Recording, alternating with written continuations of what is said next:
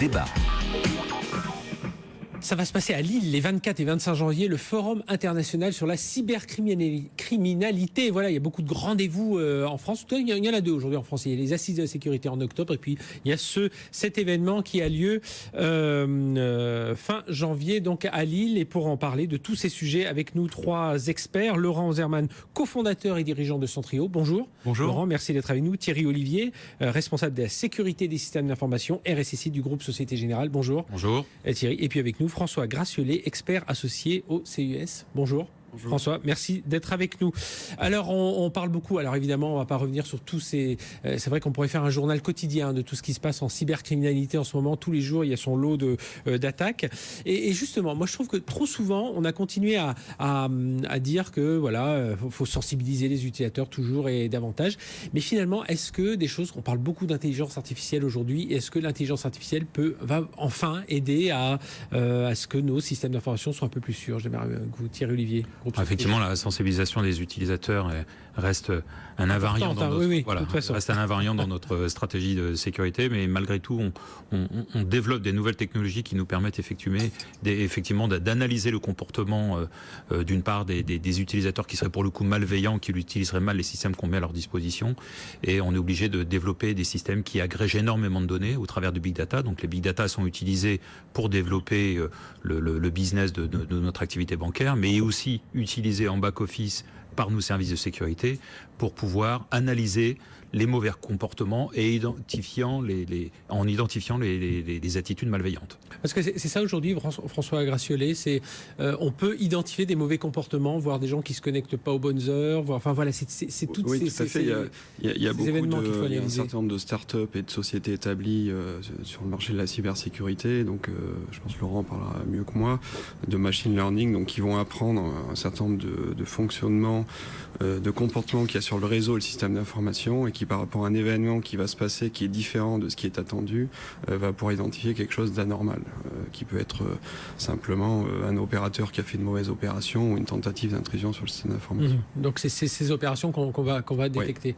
Oui. Laurent Zerman de Centrio, l'intelligence artificielle justement, c'est ce qu'elle apporte. On va anticiper ce que vont faire les hackers. On va anticiper, surtout on va réduire le délai avant la détection de l'attaque.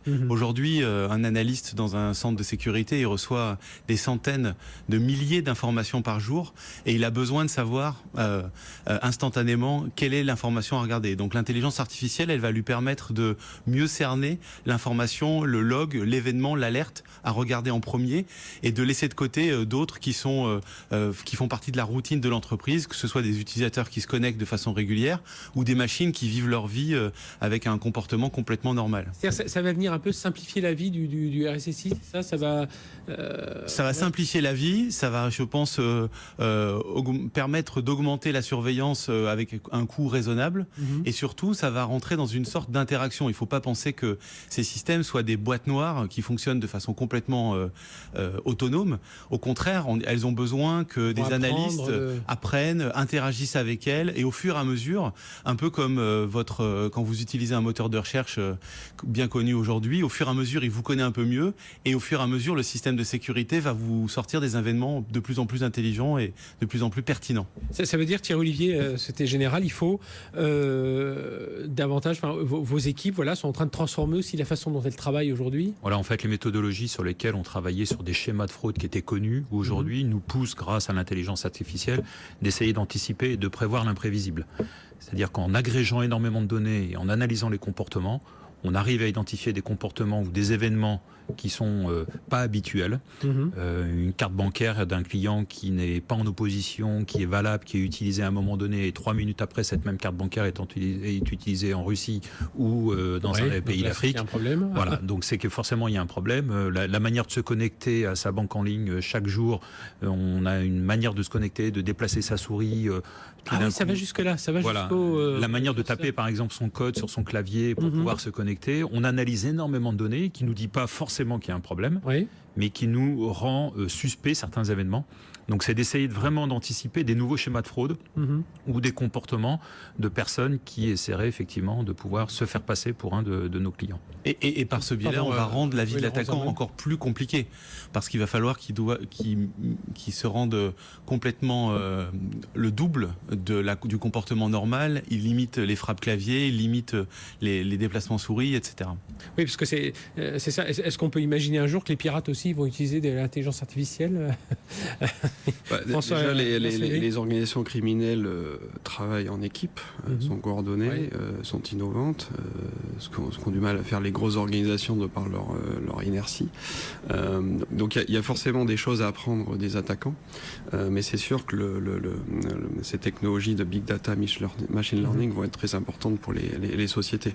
D'ailleurs, on reviendra dessus dans un instant sur cette partie big data, machine learning, mais François Gressielet, ce que l'on voit aussi, une des tendances du FIC aussi, donc de ce forum international de la cybercriminalité, c'est de montrer aussi qu'il faut davantage de coopération aussi entre les entreprises, secteur public, même les entreprises concurrentes elles-mêmes. On en parlera même dans le domaine de la banque. Le FIC, c'est un événement donc, qui a lieu 24 et 25 janvier de cette année, qui est co-organisé par CIS, donc la compagnie européenne d'intelligence stratégique et la gendarmerie nationale et Aura Technologies, et qui a en fait pour particularité de réunir tout l'écosystème, donc aussi bien les parties prenantes publiques que privées. C'était plutôt militaire, gendarmerie avant, puis maintenant voilà, c'est beaucoup plus. L'objet, c'est vraiment d'avoir des parties prenantes représentées avec des grandes sociétés, des RSSI, des fournisseurs technologiques, aussi bien des startups que des sociétés établies sur le marché depuis un certain nombre d'années, des ministres, des ministères, etc. Donc voilà, donc pour justement créer la dynamique, puisqu'on se rend bien compte que les solutions aujourd'hui, au sens large, nécessitent une coopération, une collaboration entre les forces publiques, les forces privées, les entreprises privées. Alors justement, Thierry Olivier, ça veut dire aujourd'hui, on parlait de machine learning, donc là, comment vous travaillez déjà avec du machine learning, et puis vous-même, vous communiquez entre les banques en disant, tiens, voilà, nous on a repéré tel type d'attaque, et comme ça vous permet à tous de mieux parer, de mieux anticiper. Alors aujourd'hui, celui qui essaye de traiter cette problématique de risque cyber tout seul dans son coin, il a tort. Donc il faut qu'on crée des écosystèmes. Donc on a créé un écosystème à 2 niveaux, effectivement avec nos pairs bancaires. Donc chacun garde ses secrets liés à son activité. Mais sur ces sujets-là, on partage énormément parce que lorsqu'il y en a un qui subit une attaque, la probabilité qu'une autre banque à côté subisse, elle est très forte. Et puis le deuxième niveau, c'est celui de l'écosystème avec les services de l'État, donc avec la gendarmerie, la police nationale. C'est pour ça que la Société Générale est aussi partenaire du FIC depuis quelques années. Et on souhaite rapprocher ce secteur privé avec les services de l'État et l'ANSSI, bien sûr. L'Agence nationale de la sécurité des systèmes d'information. Tout à fait, cette entité interministérielle qui donc porte la loi de programmation militaire et qui nous impose de sécuriser un certain nombre de systèmes sensibles. En tout cas, il faut créer ces écosystèmes pour partager. Donc on se voit très régulièrement, aussi bien avec mes pairs du domaine bancaire qu'avec les services de l'État, pour monter des modèles et des stratégies qui permettent de pallier et surtout d'anticiper des attaques. Les nouveaux types d'attaques. C'est vrai qu'on voit, il y a des sortes de modes, des attaques en ce moment, c'est les ransomware, ça rentre toujours par du phishing, mais voilà, il y a des tendances, on les voit. Donc ça, c'est le standard. On a des vagues, effectivement, comme vous dites, on a des vagues d'attaques. En France, on a des vagues francophones d'attaques, de phishing, de ransomware. On parle français, donc c'est des mails qu'on reçoit en français. Mais après, on a aussi des attaques qui sont ciblées dans des secteurs d'activité, donc la banque, par exemple, et pour lesquelles ça peut commencer à arriver par les États-Unis, après l'Europe et la France, ou même arriver par la France et après se déployer en Europe ou aux États-Unis. Et c'est pour ça qu'il faut qu'on échange, même au-delà des frontières nationales, puisque les attaques n'ont pas de frontières. Et même au-delà du secteur bancaire en ce qui concerne. Absolument. Et on discute aussi avec nos pairs des autres secteurs d'activité qui sont l'industrie, les services de l'État et autres. François Gressielet, on va parler aussi du FIC. Cette année, beaucoup de mobilité, parce qu'évidemment, on le voit tous, on a tous des mobiles, des tablettes, où on est toujours en nomade avec des ordinateurs portables. Et ça, c'est un des thèmes forts aussi. Oui, l'Internet des objets, la mobilité, le cloud. L'année dernière, j'avais animé une table ronde justement sur cette thématique. Cette année, on va avoir une thématique plutôt sur le cloud et tout ce qui est confiance autour du cloud. Et ce qu'on disait tout à l'heure, aujourd'hui, le FIC, c'est vraiment un événement qui rassemble des parties prenantes d'horizons très diverses.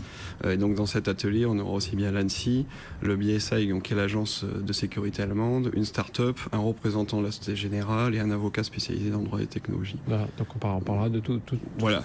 Et donc, oui, on voit clairement que le cloud, l'Internet des objets, l'attaque qu'il y a eu sur le fournisseur de services Internet DIN l'année dernière en octobre 2016 a eu un impact phénoménal puisque ce sont des millions d'objets connectés qui étaient vulnérables et qui ont été utilisés infectés par un malware. Chez nous avec OVH, c'était des cas, a priori c'était des caméras qui avaient été piratées. Donc c'est un vrai sujet. On voit que l'Internet des objets, il y a une partie réseau de communication, il y a une partie volume de données dont on a parlé qui est très très important et qui est exponentiel, avec beaucoup de données à caractère personnel, donc des problèmes de privacy. Et on a également des plateformes cloud qui vont permettre de collecter toutes ces informations et les traiter avec la puissance informatique. Donc ça nécessite forcément des plateformes de confiance, des plateformes cloud qui soient de confiance. C'est ça, Laurent Hausermann, la mobilité, c'est ce qui a changé aussi depuis...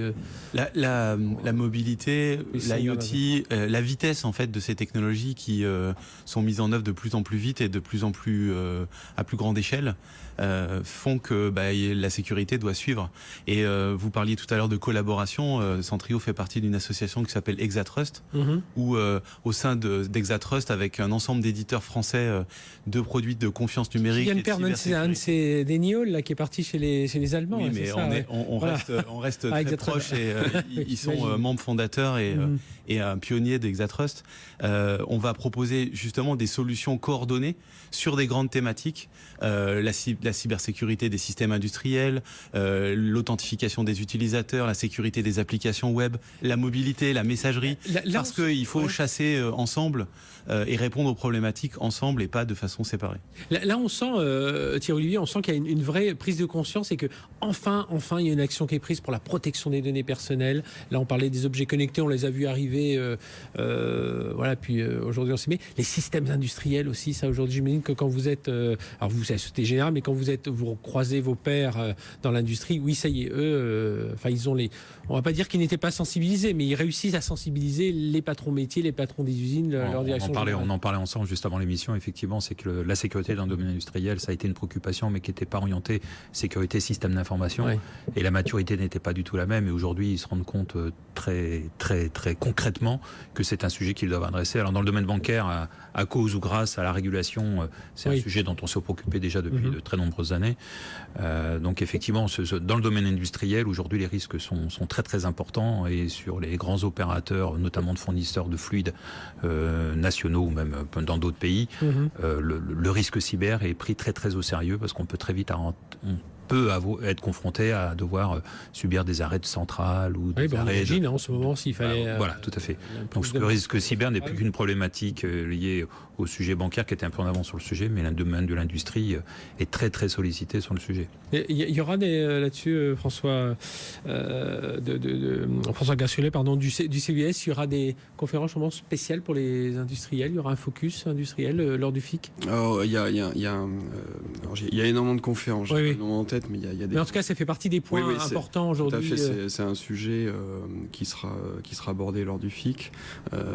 C'est un sujet sur lequel CIS on travaille sur ces sujets d'Internet des objets, de cloud et comment finalement au sein d'une entreprise, comment une entreprise peut adopter de manière en toute sérénité le cloud.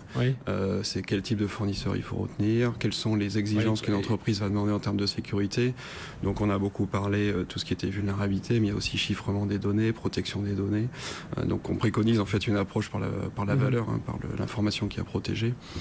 Donc c'est un sujet, c'est vraiment des sujets de tendance de fond et qu'on voit que les clients avec qui on travaille nous demandent énormément de plus en plus. Laurent Hausermann, justement, on sent aujourd'hui que la sécurité, c'est plus pris, ça fait partie vraiment des sujets même de direction générale. On n'arrête pas de le dire ici, mais il faut encore le répéter. Tous ces sujets-là, on voit, c'est vital pour les données des utilisateurs, c'est vital pour l'économie de l'entreprise et pour l'économie tout court. Vous avez raison, il y a d'ailleurs un domaine qui s'intéresse de plus en plus à la sécurité et qui est en lien avec ces directions générales, c'est le métier des assureurs. Chez Centrio, on a tous les assureurs qui viennent nous voir en nous parlant du risque industriel, des arrêts de production, de comment ils pourraient, au travers de la mise en place de bonnes pratiques qu'on peut suggérer au travers de nos technologies, assurer ce risque-là. Et ça parce que les patrons d'entreprise ont compris que parfois ils risquaient leur place aux États-Unis. Le patron de Target a perdu sa place. On prend toujours un exemple. À cause d'une il y a eu le DSI, mais le PDG aussi. Même le CEO, même pas le DSI, le CEO. Le PDG donc aussi. C'est vraiment une question board level, comme on peut le dire en anglais. Et aujourd'hui, c'est amené à se généraliser partout dans le monde, je pense. Oui, c'est ça, hein, Thierry Olivier. On est aujourd'hui, on est sensibilisé jusqu'au plus haut niveau de l'entreprise. Et puis je parlais tout à l'heure de la protection des données personnelles. Bon, on imagine vous, Société Générale, vous avez les données de millions de clients. Il ne faut pas que ces données puissent. Il y a une vraie responsabilité de votre part et qui peut être d'ailleurs pénalisée et qui le sera d'autant plus avec le futur règlement en 2018 et qui peut vous pénaliser fortement si on estime que vous n'avez pas pris les mesures. Alors bien heureusement, dans notre domaine d'activité, ce que l'on vend à nos clients, c'est aussi la confiance. Il faut qu'on arrive à tout prix à garder la confiance de nos clients. Donc on s'engage à préserver les données qu'ils nous ont confiées. Et la problématique de la protection des données personnelles n'est pas du tout nouveau à la Société Générale. Elle existe depuis des années. Et renforcée maintenant, il y a un cadre réglementaire européen pour lequel on va être tous sollicités. Donc on a des choses à faire, mais pas autant que pour des gens qui sont pas du tout, ou des entreprises qui sont pas du tout préoccupées du sujet. Oui.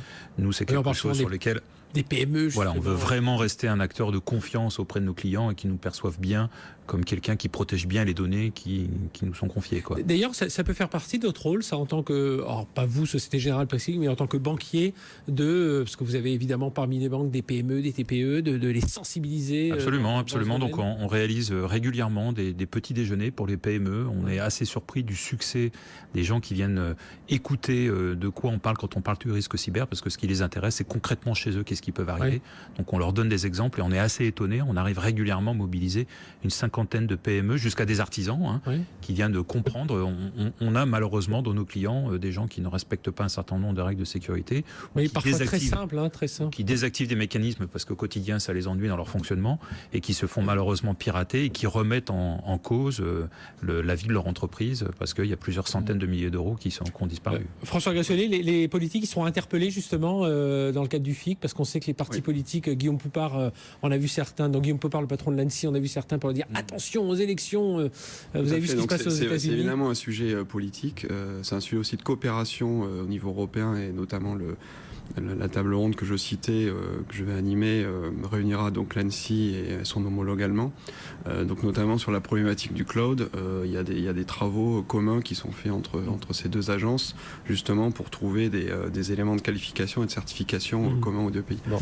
Eh bien voilà, donc rendez-vous, ce sera, vous pourrez en parler autant que vous en voulez, le 24-25 janvier au FIC, Forum international de la cybercriminalité, ce sera à Lille, allez, rendez-vous là-bas, nous on se retrouve dans un instant, on va parler d'intelligence artificielle avec Watson, là, cet ordinateur que vous commencez à bien connaître, à tout de suite sur BFM Business. 01 Business Forum, l'hebdo, le magazine de la transformation numérique.